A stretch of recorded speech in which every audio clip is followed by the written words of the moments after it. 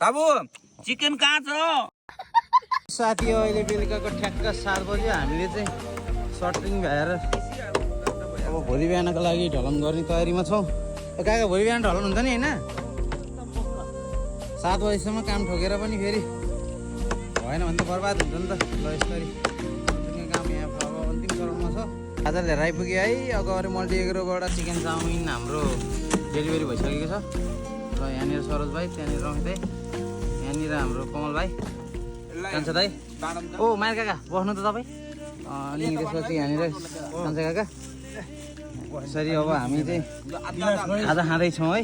यो ट्याङ्कीमाथि बसेर टक्क सटरिङमाथि बसेर होइन रमाइलो चियर्स। ल चियर्स। ल चिकन। ल चियर्स। बाबु चिकन कहाँ छ बाबु अर्को भाइ चिकन खोइ चिकन भेट्नु भएन अरे। शान्ताले लगिसकेछन् चिकन त्यो भएर यता स्प्राइट खानेहरूले लयो त के यो फ्रुटी हान्नु पर्यो। ल फ्रुटी। ल बाबु राख त फ्रुटी। गोठालाको यस्तै छ जुनी भने जस्तो मजा आउँछ। ल पानी पर्ला